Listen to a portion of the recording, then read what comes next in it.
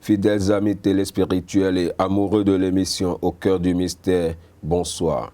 Nous avons des êtres à qui nous pouvons donner des commandements, leur demander de nous faire ci et de nous faire cela et cela se fera. Et c'est bien, ces êtres ne sont rien d'autre que les anges que vous connaissez déjà. Mais comment les demander? Comment demander un service à un ange pour qu'il puisse vous le rendre, et pourquoi les invoquer, comment les invoquer? C'est bien sûr le thème de ce soir, et comme vous le savez déjà, je ne serai pas seul sur ce plateau. Je serai avec Maître Emmanuel Lobotoué, spirituel et kabbaliste. Il est aussi coach du développement personnel. Bonsoir Maître. Bonsoir cher ami. Et bienvenue au cœur du mystère. Merci à vous de me recevoir. Merci. Qu'est-ce qu'on peut déjà entendre par ange? Un ange est une énergie. C'est un être cosmique qui, dans l'entendement humain, est un être ailé. Mais en réalité, les anges n'ont pas d'aile. C'est des énergies, ils n'ont pas de corps, c'est des énergies. Mais les humains leur ont imaginé des ailes parce que c'est des êtres qui se déplacent très vite. Et c'est des êtres qui peuvent se dupliquer à l'infini. Tous les humains sur Terre peuvent invoquer le même ange, il sera auprès de chacun d'eux. Sur le nombre de la population mondiale. Absolument. Absolument. Donc, par Ils exemple, ont la faculté de se démultiplier à l'infini. L'archange Michel, maintenant, Saint-Michel, peut être ici avec nous et avec quelqu'un aux États-Unis, un peu partout, au même moment. Au même moment. Oui. Ok. Est-ce que les anges qui gouvernent l'Europe sont les mêmes dans les cieux ou sur le continent africain? Les anges sont les mêmes. Il n'y a pas d'ange spécifiquement africain. C'est pour cela, c'est grâce à leur force de duplication. Oui. C'est ça. Les anges sont les mêmes. Mais il y a un archange. Il y a un archange qui s'occupe d'un pays. Ce n'est pas qu'il s'occupe exclusivement de ce pays. Il s'occupe d'un pays, il a la régence d'un pays, mais il s'occupe aussi des autres humains. Et quelle est la différence entre un ange et un archange? Un ange, c'est un être qui a commencé son évolution au cours de la période de la Lune. Il y a eu cette période de manifestation, Saturne jusqu'à Vulcain. Nous sommes au niveau de la 4e période de manifestation, la période de la Terre. Les anges ont commencé au niveau de la période de la Lune. Donc, ils ont comme dernier véhicule un corps vital. L'archange a un corps du désir. L'archange a commencé son évolution au cours de la période du soleil.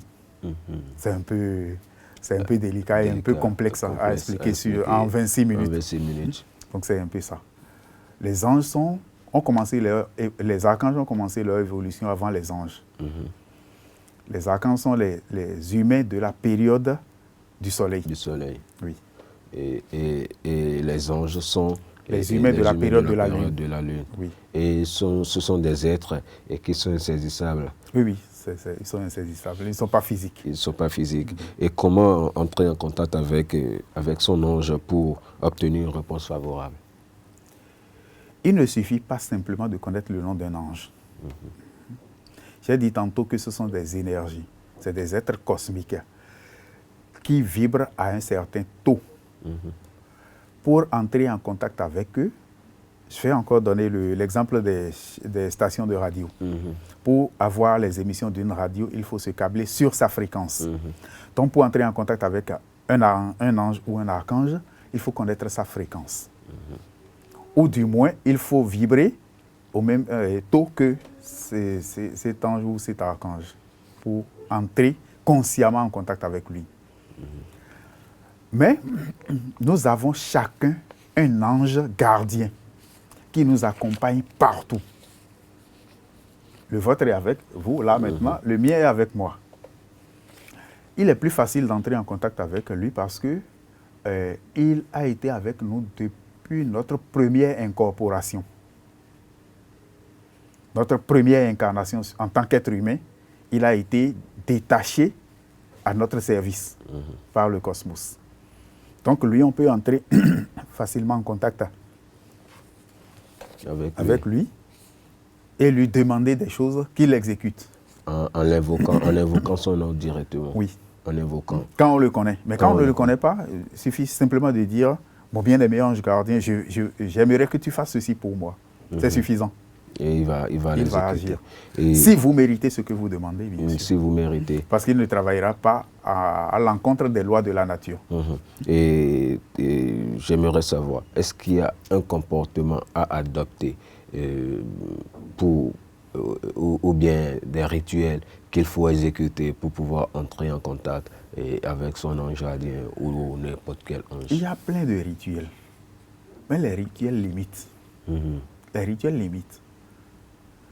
Il vaut mieux faire un travail intérieur personnel. Dès que vous commencez à vous purifier, vous-même, cet être cosmique qui est chargé de vous servir se rapprochera de plus en plus de vous. Et quel genre de purification? Il y a la purification du corps physique qui passe par les bains, l'alimentation, la purification des pensées. Évitez d'avoir des pensées négatives.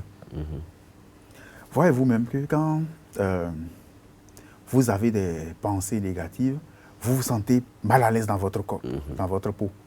Mais quand vous avez des pensées constructives, vous êtes à l'aise, vous êtes joyeux. Il faut mieux choisir d'avoir des pensées constructives. C'est tout. Se focaliser sur ce qu'on veut. Vous avez dit tout à l'heure qu'il faut, pour invoquer un ange, pour qu'il exécute ce que nous désirons, il faut se mettre sur la même fréquence vibratoire, la même longueur d'onde. Et quand on ne connaît pas son taux de vibration, comment comprendre le taux vibratoire ou le truc là d'un ange pour pouvoir... Non, on n'a pas besoin de connaître son taux vibratoire. Je vais raconter une histoire. Brahma, le Dieu suprême, a convoqué tous les autres dieux un jour et à cette séance, il leur a posé une question. La question est celle-ci. Où allons-nous cacher la divinité de l'homme pour qu'il ne la trouve jamais? Certains dieux ont dit qu'il faut jeter la divinité de l'homme dans la mer. Brahma dit non, ils trouveront le moyen d'aller au fond de la mer pour la trouver. Creuser un grand trou pour cacher la divinité? Non, ils vont creuser et ils trouveront la divinité. Les autres dieux ont dit, ben, nous donnons notre langue au chat. On ne sait plus où on va cacher la divinité pour que l'homme soit incapable de la trouver. Et Brahma de dire, cachons la divinité de l'être humain en l'homme, en lui. Il n'aura jamais, il ne pensera jamais à aller chercher la divinité en lui-même. Il cherchera la divinité hors de lui. Tout se trouve en nous. Il faut faire une introspection. On n'a pas besoin de connaître le taux vibratoire d'un ange ou d'un archange pour entrer en contact avec lui. Il faut demander à Dieu en soi de se connecter à cette fréquence. Et il le fait. J'ai dit tantôt que les rituels limitent. Si vous habituez au rituel, par exemple, vous n'avez pas les conditions pour faire un rituel et vous avez besoin d'une assistance urgente, vous faites quoi? Donc vous n'aurez pas l'assistance. Donc il vaut mieux travailler sur soi et être en mesure d'émettre sur toutes les fréquences. C'est un lourd travail. Oui, tout ce qui a du prix a une valeur. Mais est-ce qu'un non-initié peut le faire? Oui, on n'a pas besoin d'être initié pour ça. Chacun sait ce qui est bien, ce qui est mal. Il suffit de commencer à laisser ce qui est mal et se focaliser sur ce qui est bien. Et la nature fait le reste à notre place. Et est-ce que l'invocation d'un ange, est-ce que ça n'a pas d'inconvénient? Non, aucun inconvénient. J'ai dit, On ne se lève pas pour donner un ordre à un ange ou à un archange. Vous donnez l'ordre, il l'exécute quand ça rentre dans le plan de Dieu. Est-ce que vous et moi, comme vous et moi, l'homme est-il capable, et quand il accède à un taux vibratoire donné, et quand il accède à un degré de connaissance donné, de pouvoir rencontrer son ange, et de discuter avec lui, comme vous et moi, nous discutons sur ce plateau-là, et de le voir comme ça? Bien sûr. C'est dit qu'ils n'ont pas de corps physique, ça ne veut pas dire qu'ils n'ont pas de corps. Ils ont des corps, mais des corps intangibles. Dès que vous ouvrez votre troisième œil, eh bien, vous pouvez voir. Troisième œil? Oui. Ça se trouve où? Au milieu des sourcils, ici. Ici. Et pourquoi c'est fait? C'est pour ça que c'est au niveau de la glande pinéale qui n'est pas active. Donc c'est pour cela que... Donc en Inde, vous voyez des gens avec... oui, ça veut dire qu'ils ont ouvert leur troisième œil. C'est pour cela qu'ils sont tamponnés. Oui, ils ont un point rouge là. Un point rouge là. Oui. Et donc, les amis musulmans, il faut dire qu'ils ont vu juste, c'est pour cela que chaque fois leur front est au sol pour prier. On peut dire ça. Ah bon? On peut dire ça comme ça. Et dans quelle langue invoquer son ange? Des êtres cosmiques n'ont pas de langue en particulier. Quelqu'un nous avait dit entre-temps que les anges ne comprennent comment on dit, très rapidement le latin. Le latin. C'est des histoires. C'est des histoires. C'est une question de fréquence. Et je me demande s'il faut comprendre le latin avant d'invoquer son ange. Ben, de l'eau va passer sous le pont avant qu'on ne comprenne le latin. Non, on n'a pas besoin de comprendre la langue latine pour dialoguer ou invoquer un ange. Vous utilisez la langue dans laquelle vous êtes à l'aise. La langue qui va vous permettre de bien et faire passer votre message. Mais en les mettant sur la fréquence de l'être que vous voulez contacter. C'est tout. Et votre être intérieur connaît la fréquence de chaque entité et spirituelle. Est-ce qu'il faut appeler l'ange directement, comme ça? Ou, par exemple, quand on voit qu'on est incapable de l'appeler, on peut se faire assister par un initié ou un maître? Oui, dans un cas extrême, oui, on peut solliciter de l'aide. Mais le plus bénéfique, c'est d'être en mesure de le faire soi-même. Comme ça, vous n'aurez plus besoin de quelqu'un, vous n'aurez pas besoin de béquilles. Et on nous apprend également que chaque peuple doit s'adresser à son Dieu. Oui, il y a Dieu, il y a les dieux. Au fronton du temple de Delphes, il est écrit « Homme, connais-toi toi-même, et tu connaîtras l'univers et les dieux. » Le monothéisme est une aberration. Dans la Bible, on a parlé de l'échelle de Jacob. Oui. Vous connaissez cette histoire, non? On a dit qu'il y a des entités sur chaque échelon de cette échelle-là, du sol de la terre jusqu'au ciel. Oui. Et il y a un livre que je voudrais bien conseiller à ceux qui vont suivre l'émission, un livre de Mikhail Omram, Ivanov, qui a pour titre « De l'homme à Dieu ». Ça explique très bien ce que je dis. Il y a Dieu, il y a les dieux. Et il faut savoir à qui on s'adresse quand on prononce tel nom. Et qu'est-ce que vous mettez dans les dieux et Dieu? C'est l'explication de l'échelle de Jacob. De l'échelle de Jacob. À partir de l'éther, de la région éthérique, du monde physique, tout ce qui est là peut être considéré comme Dieu. À partir des anges, jusqu'à Kéter, qui est le trône de Dieu lui-même. Et parlons des anges. Nous avons combien d'anges? Et est-ce que dans nos recherches, on nous a dit qu'il y a des catégories d'anges? Oui. Il y a des cœurs d'anges. Des cœurs d'anges. Hein? Et qu'est-ce qu'on peut... Des anges, en passant par les archanges, les princes, les principautés, les dominations, tout ça là. C'est des catégories d'anges. Voilà, et que nous enseigne, qu'est-ce qu'on peut comprendre par, et comment on appelle, à travers ces... Qu'est-ce qu'on peut déjà comprendre quand on prend... Voilà. A une certaine spécialité. C'est ce qu'on aimerait savoir.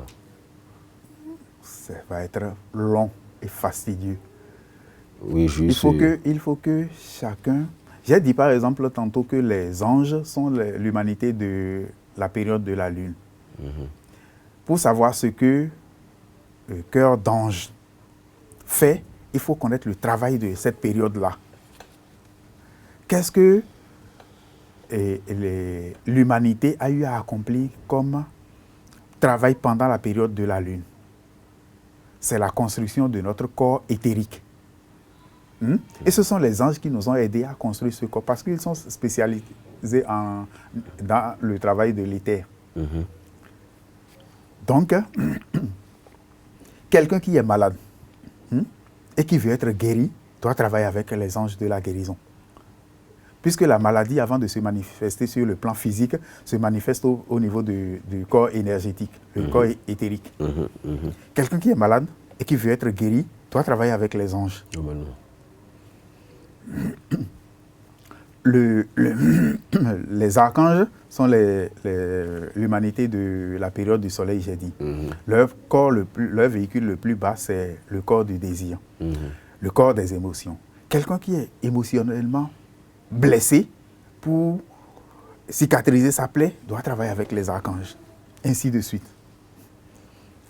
Et est-ce que vous pensez que les anges répondent toujours et spontanément à nos appels? Toujours. Toujours? Toujours. Pas de la manière que l'individu, l'invocateur aurait voulu, mais il y a toujours une réponse à une demande. Toujours.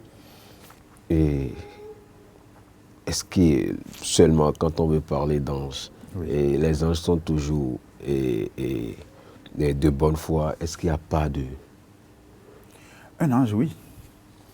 Mais pas moment. C'est comme les élémentaux, par exemple. Les esprits qui sont dans les 4 éléments de la nature. Ils sont neutres. C'est l'utilisateur, au niveau des élémentaux, c'est l'utilisateur qui oriente. Quand il leur dit de faire du mal, ils font le mal. Mais c'est lui le responsable. Donc ça vous Mais les anges, on ne peut pas manipuler les anges en leur faisant faire un travail négatif.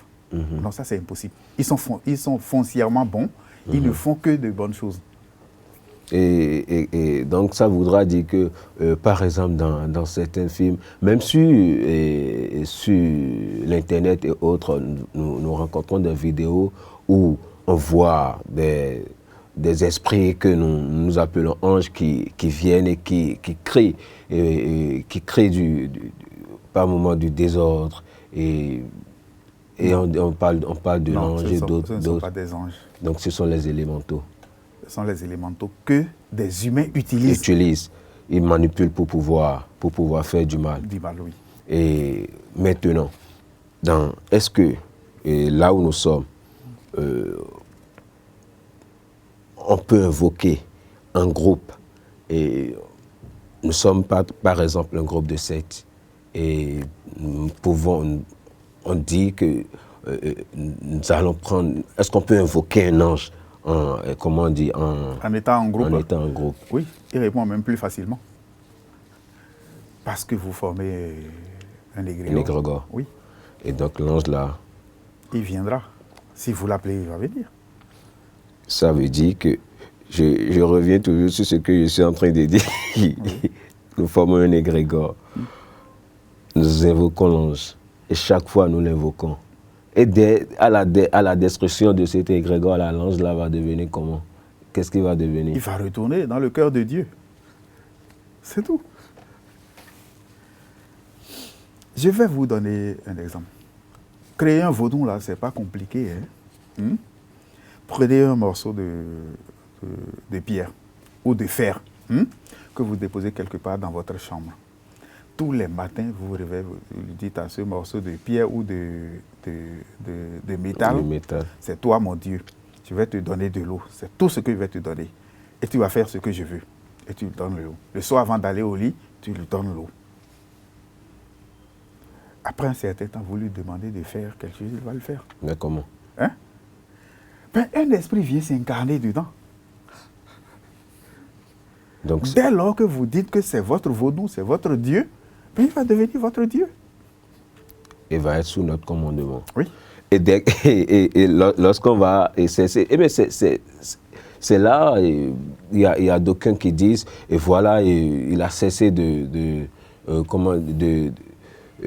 d'adorer tel Dieu, c'est la catastrophe. Vous comprenez bien ce que je veux dire? Non, ce n'est pas la catastrophe. Mais vous... À l'origine, on dit que tout peuple évolue, en évoluant, fait évoluer son Dieu. Si toi-même, qui l'a créé, qui lui a dit que c'est lui ton Dieu, tu évolues, ton Dieu évolue avec toi. Donc les pratiques changent. Tu n'as plus besoin, si tu évolues du point de vue conscience, il évolue du point de vue conscience avec toi. Vous allez vous retrouver au même niveau de conscience. Et même si tu ne lui donnes pas de l'eau comme tu avais l'habitude de le faire au début, tu n'aurais pas cessé de travailler avec lui. Mais puisqu'il est habitué à l'eau. Il n'est pas habitué. C'est toi qui es habitué à lui donner, il n'est pas habitué. Non, il sait qu'à l'heure. Non. Lui n'est pas habitué. C'est toi qui as pris l'habitude de donner. Bon, prenons le cas de nos familles. Où on dit, celui-ci est... on en rencontre. Et il y a des gens, même à l'heure où nous sommes, qui ont cessé, qui adoraient des divinités, qui ont cessé d'adorer ces divinités-là. Et bonjour les gars, et on sait dans le cadre de la famille, c'est complexe. Parce que quand tu cesses, il y a d'autres qui savent. Ils peuvent monter l'entité qui est là contre toi. Mais quand c'est toi seul, non, il n'y a aucun problème. Mais comment, par exemple, moi qui suis ici, et comment quelqu'un peut savoir que je sais? Si c'est en famille, on va savoir. Quand tu as amené les trucs pour donner à l'entité là, tu ne sais pas la famille autour de toi pour faire les rituels. Mais si tu ne viens plus, la famille saura que tu ne viens plus. On peut demander à la divinité que c'est toi qui es en train de l'affamer. Et c'est là... Oui, que les problèmes commencent. C'est tout. Il y a des gens qui... En fait, ce n'est pas l'entité qui est là qui te crée des problèmes. Ce sont les humains. Ce sont les humains. Je vais te donner un exemple. Tu connais le culte Egungun chez nous? Oui. Il y a certaines choses que ceux qui représentent le culte dans le couvent ne tolèrent pas. Il y a des substances qu'on ne doit pas mettre là. Oui. Si quelqu'un va mettre une de ces substances-là et dit que c'est toi qui as fait ça, tu vas commencer à avoir des revenants dans tes rêves. Mais ce ne sont pas les revenants qui font ça. C'est celui qui a mis le truc. C'est lui. C'est bien sûr de ça que je parle, où des gens font des témoignages pour dire, et disent très souvent qu'ils rencontrent des anges, qu'ils rencontrent des esprits, et qui les pourchassent. Mais ce n'est pas l'esprit. Dans le domaine de la sorcellerie, ici chez nous, il arrive très souvent que quelqu'un qui est persécuté par la sorcellerie et qui va consulter s'entend dire que c'est telle personne qui est en train de faire ça, alors qu'en réalité, cette personne n'est pas sorcière. Une autre personne peut revêtir l'aspect de la personne indexée pour se faire voir. Et ça, les praticiens qui n'ont pas un niveau élevé ne voient pas au-delà. On te dira que c'est ta mère, alors que la pauvre dame n'est pas sorcière du tout. Mais là, c'est de la manipulation. C'est ce que je suis en train d'expliquer. Et où est mon ange en ce moment? C'est ce que je veux savoir. Où est si mon tu as ange tourné gardien? droit à ton ange. Comment Si tu n'établis pas le contact entre toi et lui, il sera là. Sans pour autant agir. Hein? Mais là, il n'est plus mon ange gardien. Si, il est avec toi. C'est toi qui l'ignores. Si tu as dit dans une émission précédente, ce que tu fais, te fait. Oui. Ce que tu penses, te pense. Tu penses. Ce que tu dis, te dit. C'est comme ça. Si tu l'ignores, il va t'ignorer. C'est comme ça. Mais normalement, il devrait avoir une manière à l'ange là de m'interpeller, de me dire. Il le fait. Mais tu n'as pas les oreilles pour entendre, ni les yeux pour voir. Maître, vraiment. Donc ça voudra dire qu'à chaque fois, ce qu'on peut déjà retenir est qu'à chaque fois, quand nous avions besoin de notre ange gardien d'abord, et que nous l'interpellons, nous l'invoquons à n'importe quel moment, il est là. Il est là. Et face, dans ces genres de conditions, et que si je reviens très rapidement, puis je me dis, faut que j'invoque mon ange. Est-ce que si je l'invoque, il pourra toujours me répondre favorable? Oui, toutes les fois. Mais pour établir un lien étroit entre lui, il ne faut pas avoir besoin entre toi et ton ange gardien. Il ne faut pas attendre le moment d'avoir besoin de lui pour communiquer avec lui. Juste lui dire merci parce qu'il est là pour toi quand tu te réveilles. C'est suffisant. Là, le lien se resserre entre vous. Là, à tout moment, Et il se fait de plus en plus entendre par toi. Mais si le lien, il est là, il t'observe, il te fait des erreurs, et puis non, tu apprends de tes erreurs. Alors que si tu établis un lien étroit avec lui, il t'aide à éviter les erreurs. Ok, merci beaucoup, maître. Nous sommes donc à la fin de cette émission. Merci à vous de m'avoir reçu. Merci, c'est Ça a été un plaisir pour moi. Plaisir partagé, maître. Merci. Chers fidèles amis téléspirituels, merci. Nous sommes à la fin de votre émission Au cœur du mystère qui a reçu pour vous maître Eman Lobotwe, kabbaliste et homme spirituel, coach en développement personnel, qui nous a entretenu ce soir sur l'invocation de l'ange. Quelle est l'utilité de nos anges? Et avec lui, nous avions essayé de parcourir un peu et les réalités que nous vivons. Merci et de nous avoir suivis. À vendredi prochain pour une nouvelle émission. Agréable week-end. Bye bye. Hey. Hey.